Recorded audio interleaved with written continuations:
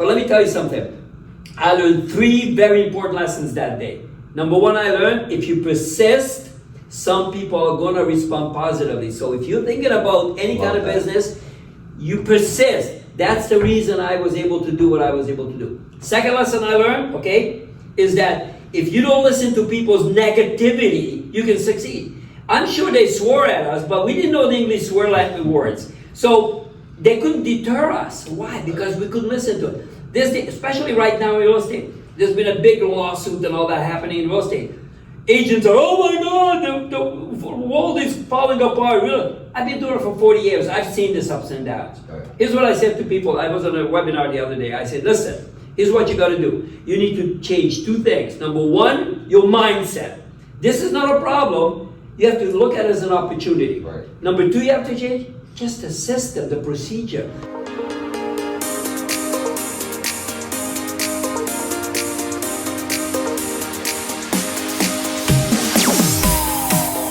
Welcome back to That Entrepreneur Show, another incubator bonus episode heading your way with one of my mentors in the program, Alex. Alex, thanks for taking some time to come on. Thank you. Thank you for inviting me. This is exciting. We're at the University of Tampa in the Entrepreneurship Center.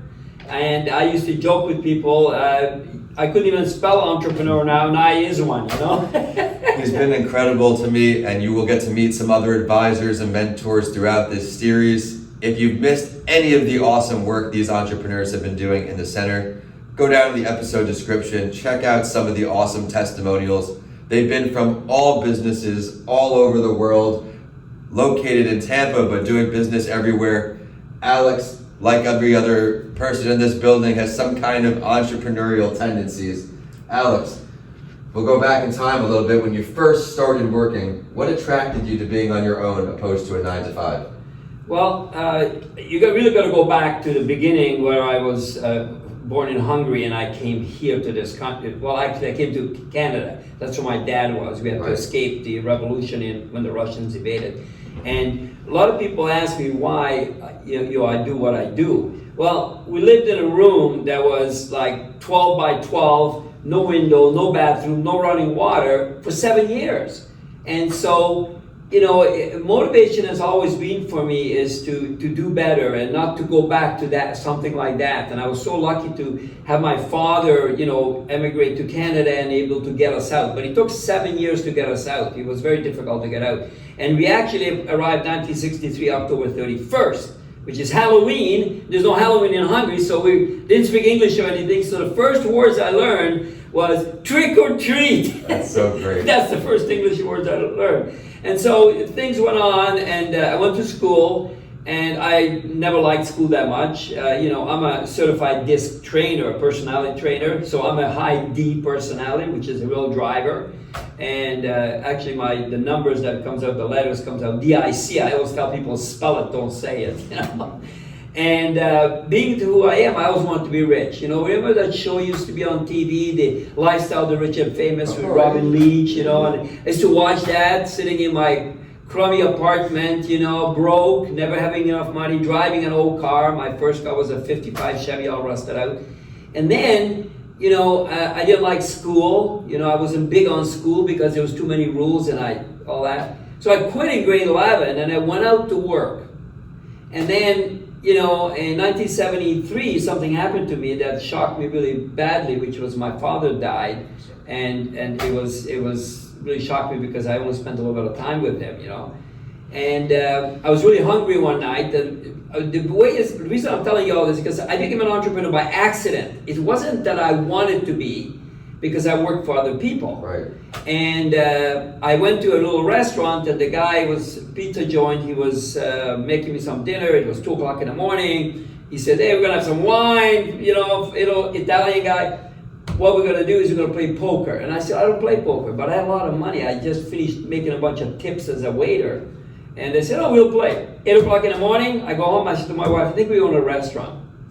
I won the restaurant off the guy, okay? So amazing. It was just the funniest thing. So I became an accidental entrepreneur, didn't know anything about the business. He trained me and everything. And I made lots of money. It's 1974, and I'm making 50 grand a year, and I bought my first house for 31,000.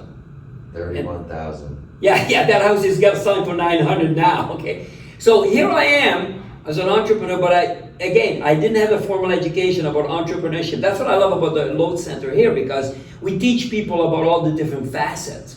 Well, I didn't know that. So 3 years later, I go bankrupt. I lost everything. Went back to the beginning. But I had that taste that I worked for me. Absolutely. So I had to get a job because I had a wife and a couple of kids and, and all that.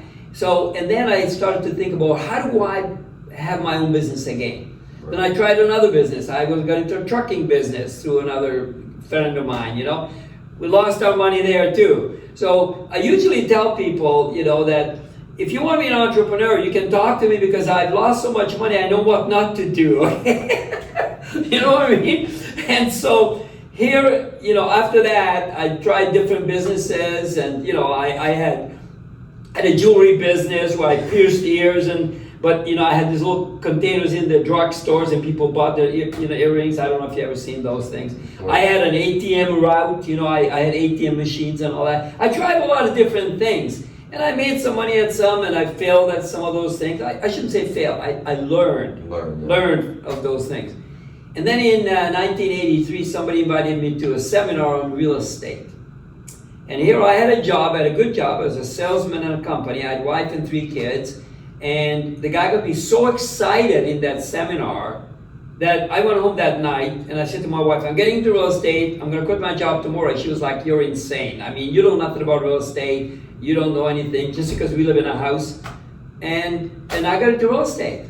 And it has been an incredible trip because I've had my own company. I was partners with some people where we had 700-800 agents. So I've been doing real estate for 40 years. I've worked for myself. I love working for myself. I have 4 children, and the 3 older ones, I taught them to own their own business. So the 3 older ones own their own business. I said, don't work for somebody, create your own environment. See, one of the beautiful things I like about being an entrepreneur is, I always say, I eat what I kill, so to speak, right? I earn what I want to do. I mean, I have made lots and lots of money, and there are times when I didn't make a lot of money because I chose not to work as hard. Right. So, beautiful part about working for yourself, and you know this, because you own your own business, is you can decide.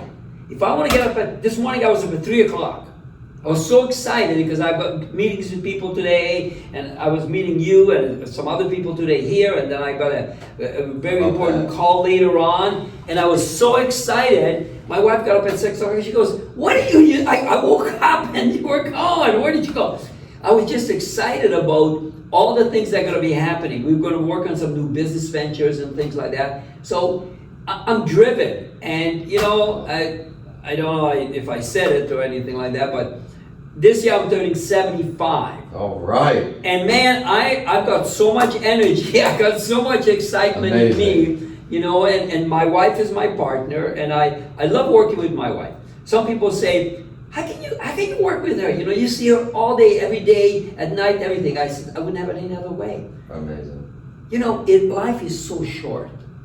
I mean, it's a flash. The last 75 years went by like that, okay?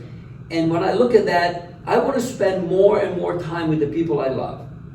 So I have really, really bad traffic every morning. I walk 30 feet to my office. I love that. I don't have to go into the city. I lived in Vegas. My partner and I, we go into our Costa Rica house this month. I was talking to him this morning. Traffic is crazy. I lived in Vegas when it was less than 1 million people. Now it's almost 3 million people. There are people everywhere. And, him and I were partners, and we owned a company with lots of agents and everything. And I'm like, I want to have fun, more fun. I want to enjoy my life. I've got the 4 kids. My youngest one, she's going to be 22 this year. Amazing. I'm teaching her to own her own business, and she's studying video production, and she's actually every morning she's the traffic girl in Daytona Beach on the radio. And so it's kind of exciting stuff. Well, your inspiration, your motivations inspired me through this show. Everyone out there, you heard him firsthand how the first company he owns wasn't going to work out. The second, no, and all of a sudden, through pure grit and resilience, you found what you're passionate about in the real estate world. He's got his shirt on right there, his group in the real estate market. What type of real estate have you pivoted to now at this point in your career? I do mainly residential and mainly families, because one of the biggest things is, okay, I just got to regress a little bit. Right. In 1964, we moved to Toronto, Canada. And my father was a hardworking man. He was the old Hungarian. Rush, we are working hard and sweat, and that's honest. I said, I want a business person. No business person, crooked. No business. I work hard with my hand. Look at my hand, you know. That was my dad. Yeah. So we rented a house. The house was worth $10,000 in 1964, okay. and we rented it for about $100 a month. He could have bought that house at that time, and the mortgage payments would have been about $100 a month with taxes, right? Wow, nice. He died 10 years later, and this was a really big motivator for me. He died 10 years later in 1973, and he left my mom a $10,000 life insurance policy at General Electric where he worked. The house we were renting was worth $100 grand. My father didn't believe in real estate, didn't believe in mortgages or you know, paying the banks, but he was willing to pay somebody else's mortgage. When I saw that, I bought my first house in 1973. Just like that. Just like that. I was like, this is stupid, because I'm setting fire to my money, you know? Yeah, in a way. So in my 40-year career, I helped over 3,600 people achieve the American dream. Well done. I love real estate. I love helping the people. I deal with lots of people. I deal with anything from $50,000 to $5 million, you know, whatever. Well, I'm going to take it back. You mentioned in the beginning we started with the restaurant hospitality, the ATM routes. Now you're in real estate. What position did you enjoy the most? I know you love real estate, so besides real estate, where do you have some lessons learned or takeaways? Restaurant. Let's talk about it. I love the restaurant business. I love the people business. Right. And I was working 60, 70, 80 hours a week, but I loved it. Yeah. I was there every day, and I loved running and that's where I learned about business, by the way, really well, because I worked for a chain of restaurants in Canada. It's called Steak and Burger. Okay. I don't know if they're still around. I'm not sure I've heard of them. Yeah, they were in Canada, Yeah. and I became an assistant manager, then became a manager. They're talking about the inventory control, Right. profit and loss statements. They took me and molded me and taught me all about business. Yeah. It was amazing. I just, you know, and I really learned a lot. It's nice to have those mentor figures in positions. For me, finance major, I was at companies like Merrill Lynch, PricewaterhouseCoopers, all great experiences, but I never once had a mentor figure or someone I looked up to that was guiding me through that may have kept me in finance looking back. But now here I am, no regrets. And hospitality, many entrepreneurs have to be in there at some point. Yeah. Spent a lot of time in there, from fine dining to pizzerias to sports bars. Yeah. But you do improve your people skills. If you're not a competent person, I can challenge you on this episode to get a part-time job in the hospitality industry. You'll be forced those conversations. Let me tell you something. On the this personality profile, I'm a D, like I said, DIC. My daughter, my youngest one, is an S, which is a totally, you know, very nice, sweet little girl and all that. You know what she does? She's been working for 4 years now in restaurants, server. She's a server. Her confidence is up. She's stronger. She's better. She was so shy. She couldn't even get in. Oh, hi, my name is Chantal. Now she's like, yeah, you know, she's got the confidence. She built up the strength because she's dealing with people every day. And I love it. One time she had a big group of people. She got a $300 tip. Wow. She goes, they loved me. Okay, she was like sky high, not because of the money, because they acknowledged her. Yeah. And you learn people skills. You know, you really learn all about who you are. You know, and it was just amazing that what you can learn in the restaurant business. And I learned a lot there because I was very shy before that. But then when I got into real estate, I had some incredible mentors. I had Jim Rohn, Robert Kiyosaki, Tony Robbins. I mean, I had Dennis Waitley. I just finished reading his book again. He was actually on a call with us a couple of weeks ago. He's one of our mentors and coaches and all that. I mean, I had some amazing people that I hang out with. Right now, I'm working with a gentleman named Eric Swanson. And, you know, what we're doing is, you know, we are learning about entrepreneurship, more entrepreneurship. We're going to write a couple of more books. I've already done 3 books. That's right, we're getting the next book. I remember you saying that. Yeah. All right. You know. Man, Alex, I've learned a lot about you. I've learned a lot of tips along the way, so I know everyone has here too, but we're going to go back to the beginning of the episode quick. You mentioned Happy Halloween was your first words. Did they this may be a silly question. Do they celebrate Halloween where you grew up? No, and that was it's just such a funny story. I tell this all the time, and you regress, so I'm going to tell it. So we arrived October 31st, no speak any English, not even a single word. Our Hungarian friends taught us English. Trick or treat, give me something good to eat. So that's what we learned. They gave us a mask. We put the mask, they gave us a big bag, and we went out and knocked on doors. And people gave us free candy. I said to my brother, what a cool country! Okay, this is amazing. So we were out till 11 o'clock at night, got all this candy, got home, we were like, yes! Next night at 5 o'clock, we got dressed again. Well, they never told us it's once a year, right? Me and my brother get dressed again, we go out on the street, there was nobody else out there. I said, we got here before the competition got here. And as a salesman, you always want to get before the competition. So we're out there, go to the first door, knock on the door, lady open the door, we go, trick or treat, give us something good to eat. And she's looking at us, talking in English. That's all the English we knew. Right. I'm sure she was telling us that today is not Halloween. We kept saying, trick or treat, trick or treat. Finally, she went to the kitchen, got some candy, threw it in the bag. I go, it was easier yesterday. Got to the next door, knocked on the door. The guy was mad. He was yelling at us. He was slammed the door in our face. I go, they were much nicer yesterday. I don't know what's going on. We were out for about an hour. Some people opened the door, some people didn't. And we go, there's something wrong. So we went home and our Hungarian friends were like, stupid idiot immigrants, you don't know nothing. You never told me. But let me tell you something. I learned 3 very important lessons that day. Number 1, I learned if you persist, some people are going to respond positively. So if you're thinking about any kind of business, you persist. That's the reason I was able to do what I was able to do. Second lesson I learned, okay, is that if you don't listen to people's negativity, you can succeed. I'm sure they swore at us, but we didn't know the English swear words. So they couldn't deter us. Why? Because we couldn't listen to it. Especially right now in real estate, there's been a big lawsuit and all that happening in real estate. Agents are, oh my God, the world is falling apart.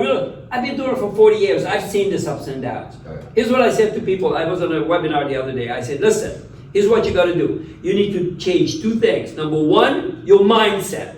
This is not a problem. You have to look at it as an opportunity. Right. Number 2, you have to change just the system, the procedure. You got to sign different contracts. You got to sign different paperwork. So it's nothing complicated. Just move on. And the 3rd lesson I learned, okay, the right script, even on the wrong day, it's going to work.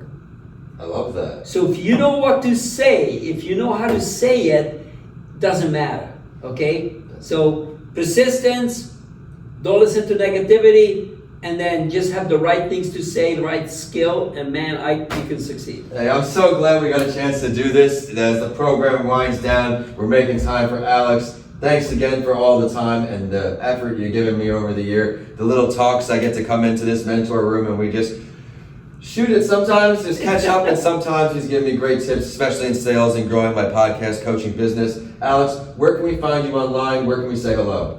Okay, you can find me at alexzoltanszinegh.com. I have all kinds of videos on there, all kinds of stuff. I got some free stuff. People can get a copy of my book, ebook. They can get a free ebook from me, and they can find me anywhere. And then my phone number is 702-334-5570. I still kept my Las Vegas phone number. I love it. Okay, and so I'm not that difficult to find. Alex Zoltan. Spell your last name just for everybody who's not connected yet. Okay.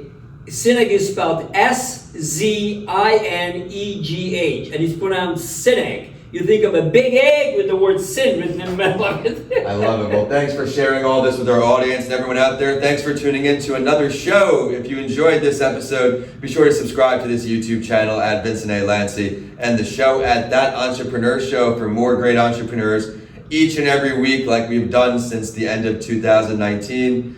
The show is at That Entrepreneur Show on all regular social media, so be sure to check us out there too. But with that, we are signing off today, both from the Load Center. Alex, thanks so much. Thank you, my friend. Thank you.